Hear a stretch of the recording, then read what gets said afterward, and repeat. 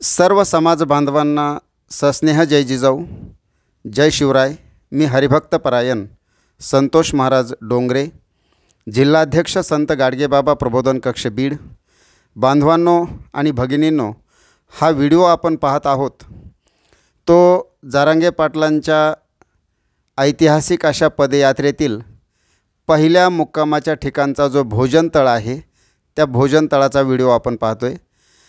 मराठा योद्धा, मराठ्यांचे क्रांतिसूर्य माननीय मनोज जरांगे पाटील यांची जन्मभूमी असलेल्या मातोरीमध्ये या पदयात्रेचा पहिला मुक्काम होता। अंतरवाली सराटीहून ही पदयात्रा निघाली मुंबईच्या दिशेने आणि पहिल्या मुक्कामासाठी मातोरीमध्ये पोहोचली रात्री 1 वाजता। दिवसभर मातोरीमध्ये लोक जेवत होते आणि रात्री 1-2 वाजेपर्यंत लोकांची जेवणं चालू होते। रस्त्यामध्ये प्रत्येक ठिकाणी जेवणाची सोय होती, नाश्त्याची सोय होती, चहा पाण्याची सोय होती। जे लोकांना लागेल ते दिलं जात होतं। गाव जरी रोडपासून लांब असेल तरी लोकांनी फाट्यावर येऊन लोकांना सगळ्या सुविधा त्या ठिकाणी पुरवल्या होत्या। म्हणजे पदयात्रा निघाल्यापासून ते संध्याकाळी मुक्कामाला पोहोचेपर्यंत प्रत्येक ठिकाणी लोकांना सुविधा पुरवल्या जात होत्या। आणि मातोरी या ठिकाणच्या ज्या सुविधा होत्या त्या सुविधा पाहिल्यानंतर खरंच म्हणजे आश्चर्याचा धक्का बसेल एवढी व्यवस्था त्या ठिकाणी केलेली होती। लाखो लोक त्या ठिकाणी येणार आहेत याचा अंदाज अगोदरच असल्यामुळं बीड तालुका असेल, शिरूर तालुका असेल, पाटोदा तालुका असेल, गेवराई तालुका असेल, आष्टी तालुका असेल, या सगळ्या परिसरातल्या लोकांनी त्या ठिकाणच्या भोजनाची व्यवस्था ही प्रामुख्याने केली होती। अनेक गावं त्यामध्ये सहभागी झाली होती। माता भगिनींनी रात्र जागून चुलीपुढं बसून स्वयंपाक केला होता, भाकरी केल्या होत्या, भाजी केल्या होत्या आणि त्या पदयात्रेतील लोकांसाठी पोहोचवल्या होत्या। कारण ही पदयात्रा आपल्या लेकरांच्या भविष्यासाठी आहे हे आमच्या माता भगिनीला कळलेलं आहे आणि त्यामुळं प्रत्येक माता भगिनीने आपल्या घरी भाकरी बनवून त्या भाकरी तिथपर्यंत पोहोचवल्या होत्या। अगदी ट्रकाईने भाकरी त्या ठिकाणी आल्या होत्या, ट्रकाईने चिवडा त्या ठिकाणी आला होता, अनेक ट्रॉल्या बुंदीच्या त्या ठिकाणी आल्या होत्या, तेवढाच भात आणि तेवढ्याच भाज्या आणि आणखीन काय काय होतं, लोणचं असेल, वेगवेगळ्या प्रकारच्या चटण्या असतील, कांदा असेल, लिंबू असेल, गाजर असेल, बीट असेल, ककडी असेल, काय नव्हतं हे सांगा। एखाद्या हॉटेलमध्ये गेल्यानंतर जेवढे मेनू आपल्याला भेटणार नाहीत तेवढे मेनू हे प्रामुख्याने त्या ठिकाणी होते। आणि यामध्ये गरीब असेल, श्रीमंत असेल, शेतकरी असेल, कष्टकरी असेल, नोकरदार असेल, व्यापारी असेल, उद्योगपती असेल, जो कोणी असेल, मराठा समाजातल्या सर्व स्तरातील सर्व समाज घटकांनी यामध्ये भरभरून योगदान दिलेलं होतं। आणि त्यामुळं अंतरवाली सराटी ते मातोरी या रस्त्यामध्ये ह्या सगळ्या सुविधा त्या ठिकाणी लोकांना मिळाल्या होत्या। मराठा समाजाने मनोज जरांगे पाटलांना आणि त्यांनी उभा केलेल्या आंदोलनाला डोक्यावर घेतलं आहे हे यावरून आपल्या लक्षात येतं। कारण एवढं भक्कम पाठबळ, एवढं मोठ्या प्रमाणात पाठबळ आतापर्यंत कुणालाच मिळालेलं नव्हतं। आणि त्यामुळं मनोज जरांगे पाटलांच्या नेतृत्वाखाली सुरू झालेलं हे आंदोलन समाजाने समाजासाठी समाजाचं आंदोलन असं हे आंदोलनाचं स्वरूप आज निर्माण झालेलं आहे। 40 वर्ष मराठा समाजाने आरक्षणासाठी संघर्ष केला, अनेक आंदोलनं केली, अनेक बलिदानं दिली। 2016मध्ये 58 क्रांती मोर्चे काढले, लाखोंचे मोर्चे काढून समाजाने इतिहास घडवला, त्याची चर्चा संपूर्ण जगभरामध्ये झाली। मागच्या 25-30 वर्षामध्ये सगळ्या पक्षांची सरकारं महाराष्ट्रामध्ये आली, परंतु एकाही पक्षाने किंवा एकाही सरकारने प्रामाणिकपणे मराठा समाजाच्या भावनांचा विचार केला नाही। त्यामुळं मराठा समाजाचा वनवास हा चालूच राहिला। आणि एवढ्या दिवसामध्ये अनेक वेळा मराठा समाजाची दिशाभूल झाली, अनेक वेळा मराठा समाजाची फसवणूक झाली। ज्यांना नेते म्हणून समाजाने पुढं केलं ते मॅनेज झाले, त्यांनी स्वतःचा फायदा करून घेतला आणि समाजाला वाऱ्यावर सोडलं। आणि त्यामुळं मराठा समाजामध्ये एक प्रकारचं नैराश्य निर्माण झालं होतं। कारण मराठा समाजाला प्रत्येक राजकीय पक्षाकडून, प्रत्येक नेत्याकडून गृहीत धरलं जात होतं आणि त्यामुळं प्रत्येक वेळा मराठा समाजाची फसवणूक होत होती। आणि हे सगळं सहन करत करत मराठा समाजाची वाटचाल ही सुरू होती।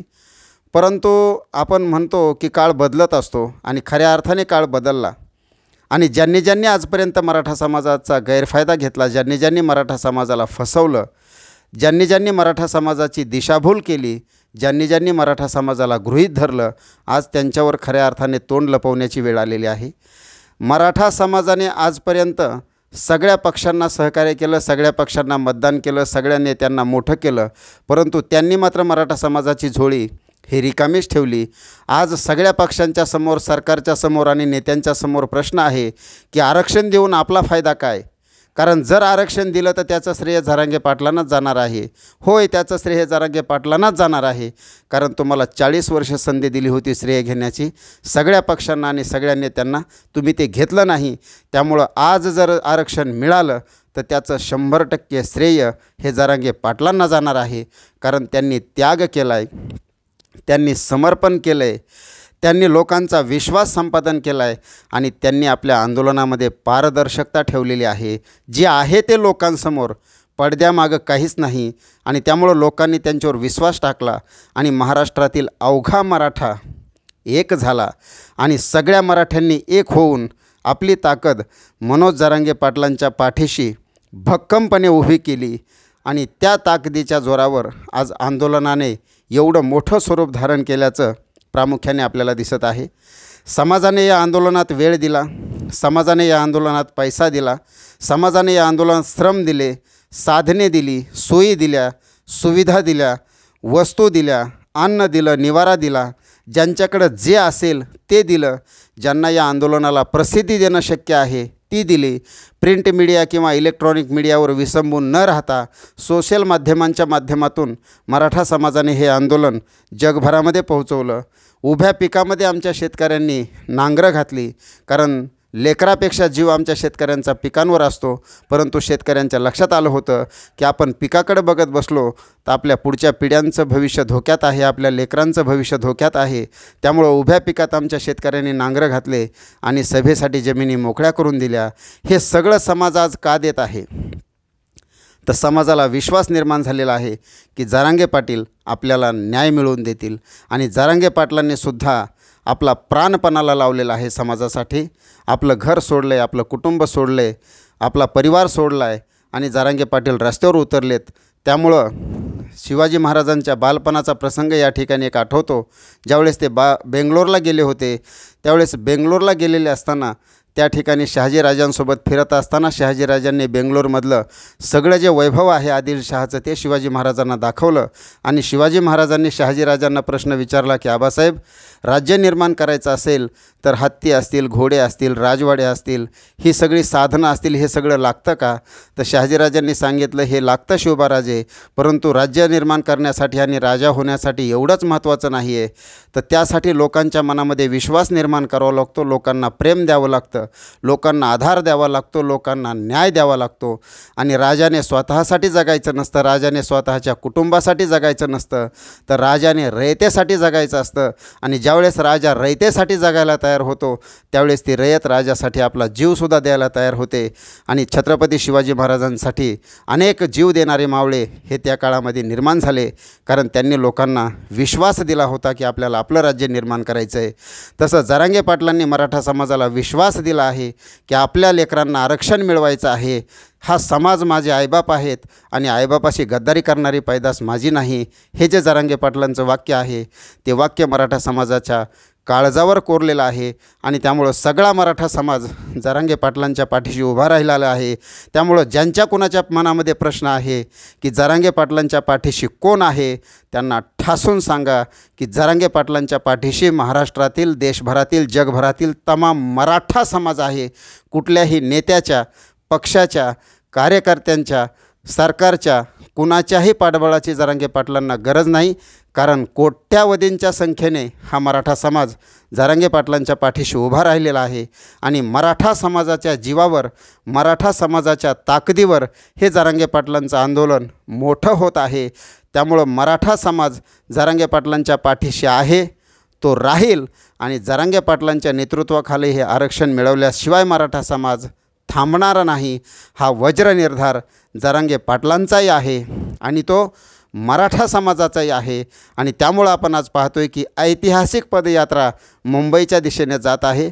20 जानेवारी ते 26 जानेवारी हा जो कालखंड आहे, सगळे रस्ते तुडुंब आहेत आणि रस्त्यावर जागोजागी समाज तन मन धनाने या ठिकाणी या आंदोलनामध्ये सहभागी होतो आहे, जे शक्य असेल ते या आंदोलनासाठी सहकार्य करतो आहे. आणि त्यामुळं अनेक प्रश्न निर्माण केले जातात की जरांगे पाटलांच्या पाठीशी हा आहे, तो नेता आहे, तो पक्ष आहे, असं म्हणून भ्रम निर्माण करण्याचा, संभ्रम निर्माण करण्याचा प्रयत्न केला जातो, गोंधळ निर्माण करण्याचा प्रयत्न केला जातो. परंतु गोंधळ निर्माण होत नाही, भ्रम निर्माण होत नाही, संभ्रम निर्माण होत नाही. मराठा समाजाला माहीत आहे की जरांगे पाटील मराठा समाजाप्रती प्रामाणिक आहेत आणि समाजाला, जरांगे पाटलांना माहीत आहे की आपला समाज आपल्या पाठीशी आहे. त्यामुळं समाजाने समाजासाठी चालवलेलं समाजाचं आंदोलन आणि त्याचं नेतृत्व हे जरांगे पाटलांकडे आहे. त्यामुळं एक गोष्ट 100% सत्य आहे की जरांगे पाटलांच्या पाठीशी फार मोठी ताकद आहे आणि ती ताकद मराठा समाजाची आहे. आणि मराठा समाज जरांगे पाटलांना ही सगळी ताकद देऊन आरक्षणाचं फळ पदरात पाडून घेतल्याशिवाय राहणार नाही. जय जिजाऊ, जय शिवराय.